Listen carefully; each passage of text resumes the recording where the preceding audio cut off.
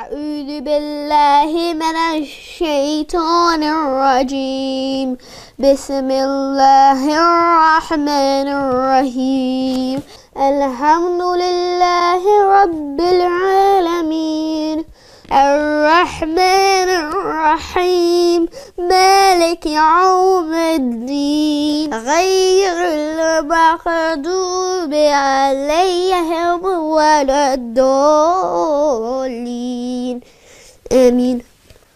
ما شاء الله Adam, ما شاء الله. Inshallah, one day will you memorize the Quran like Imam Shafi'i? Inshallah. شكوت إلى وقيع السوء حفظي فأرشدني إلى ترك المعاصي.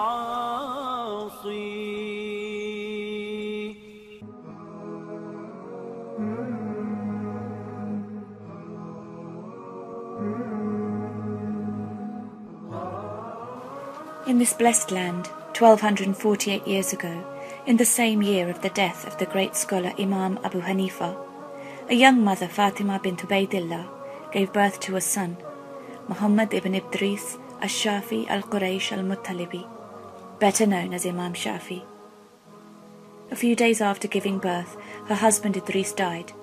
Al-Shafi became fatherless.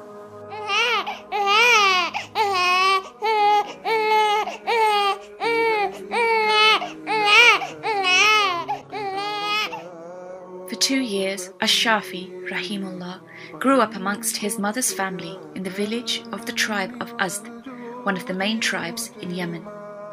During this period, Ash-Shafi was nurtured by his mother, a woman who was diligent in worship and a possessor of high intellect, as described by Imam Nawawi. In fact, it was mentioned that she was a faqih, one with a great understanding in the religion, and had the ability to do istinbat, issue Islamic laws.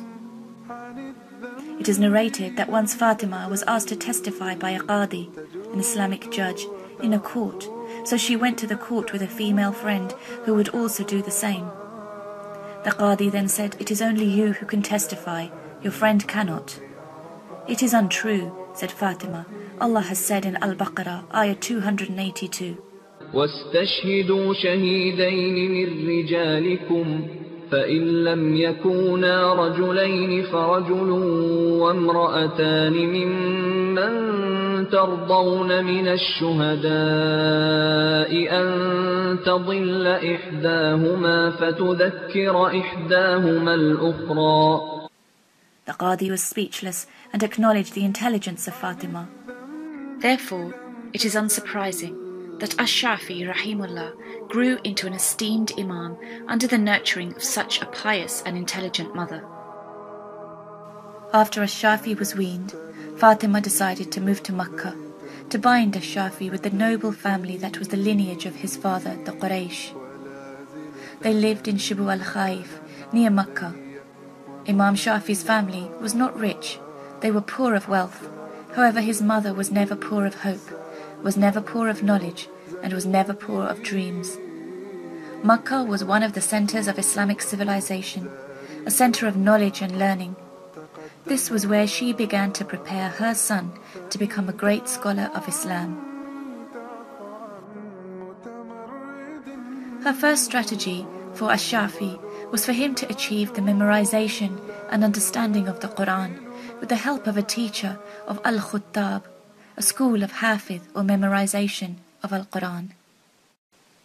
He succeeded in memorizing 30 juz at the age of 7.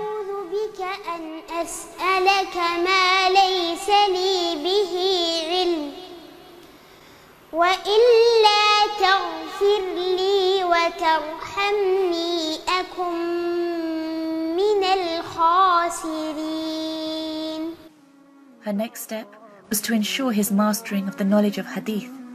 So Fatima took Ash-Shafi to the Masjid al-Haram to attend gatherings to acquire Islamic knowledge. The result was that Ash-Shafi finished memorizing the book of Al-Muwatta, which contains 7,000 hadith of Imam Malik, at the age of 10 years.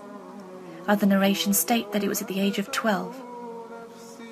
Following this, Fatima prepared Imam Shafi'i to master the Arabic language by living in the heart of the Arab Bedouin Hudzail tribes near Makkah, the most fluent and proficient tribes in Arabic and poetry.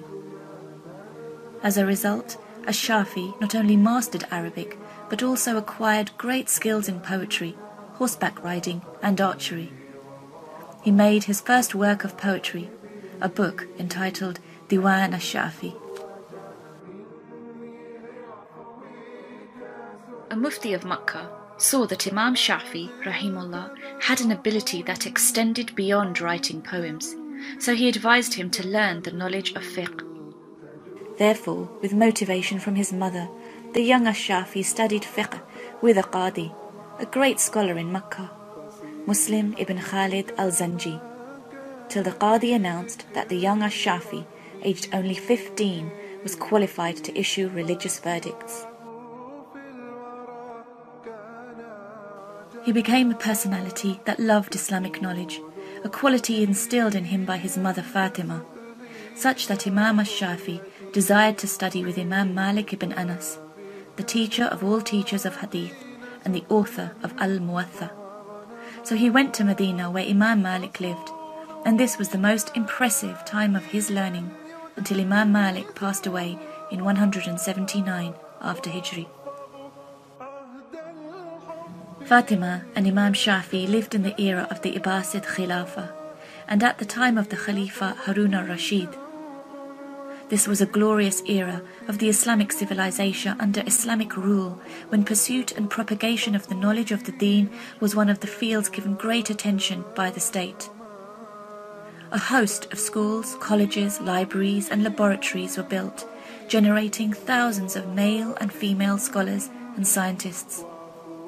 Individuals also built schools, institutions and assemblies with their own wealth to aid others to achieve a high understanding of Islam, wanting nothing in return but the reward from their Lord subhanahu wa ta'ala. Thus, a strong atmosphere of studying, love for the deen and worship of Allah subhanahu wa ta'ala was created within its society. Allah subhanahu wa ta'ala says, يا أيها الذين آمنوا إذا قيل لكم تفسحوا في المجالس فافسحوا يفسح الله لكم وإذا قيل انشزوا فانشزوا يرفع الله الذين آمنوا منكم والذين أوتوا العلم درجات والله بما تعملون خبير. O you who have believed, when you are told to make room in your assemblies, you should make room. Allah will make room for you. And when you are told to rise up, you should rise up. Those of you who have believed and have been granted knowledge, Allah will exalt them in ranks, and Allah is aware of whatever you do. Surah Mujaddilah, Ayah 11. This is complemented by the full implementation of the Islamic values and laws upon the people, by the Khilafah, which included giving great value and protection to motherhood and its duties, producing an environment conducive to the creation of generations of pious, righteous and learned youth, aiding the mothers of society in their Islamic duty to raise upright citizens of the state and devoted servants of Allah subhanahu wa ta'ala. Hence, there were countless mothers like that of Imam Shafi'i under the Khilafah, who were instilled under the Islamic rule of the Khilafah with the great desire to make their sons and daughters scholars of Islam to serve their ummah and their deen. But they were also encouraged and facilitated in realizing their aspirations through the institutions of the Khilafah state.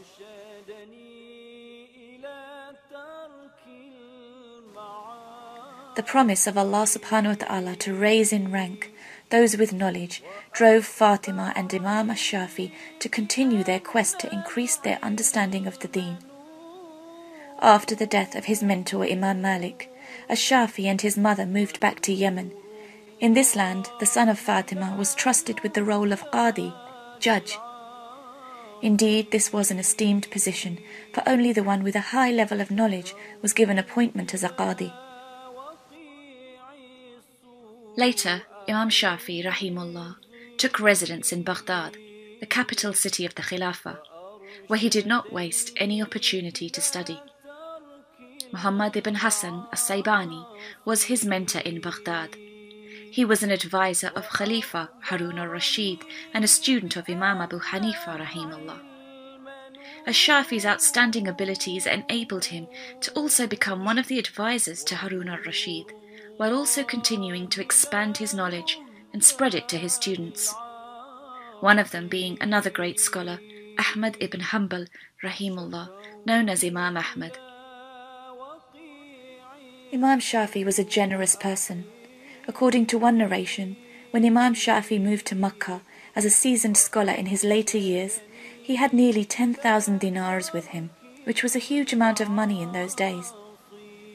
However, on the outskirts of the city, he came across a group of people who were very poor and destitute, which affected the Imam so much that he distributed that entire sum of money amongst them, to the extent that he had to borrow some money in Makkah for his own expenses. All this was the result of a mother's education strategy, to bring forth a great scholar, with the help of Allah subhanahu wa ta'ala, and aided greatly by the Islamic rule and institutions of the Khilafah. The mother of Ash-Shafi was truly a role model for Muslim women, past and present. Through her unwavering determination to serve her Rabb by making her son a scholar of the Deen, the great works of Imam Shafi in Hadith, Usul al-Fiqh, as well as the whole Shafi Madhab, school of thought, were produced. With these works, an invaluable source of Islamic knowledge was brought to the Muslim world, and the Muslims at that time to the present. The Islamic atmosphere of the Khilafah, the role of the state in providing free access to Islamic education of the highest levels for all its citizens, and the sound Islamic curriculum of its institutions, as well as the Islamic dreams of a mother, all combined to shape the character of a great scholar. And there were many like him who produced masterpieces in Islamic sciences and fiqh, even though they were still of an early age. Surely we also yearn for a state where our mothers, society and leadership support one another to bring forth upright, pious and outstanding generations of youth. Therefore let us hasten to struggle for the re-establishment of the Islamic system and the Islamic society under the Khilafah that will support the role of motherhood in Islam, in its primary function as the first and foremost educator in the deen of the children of this ummah.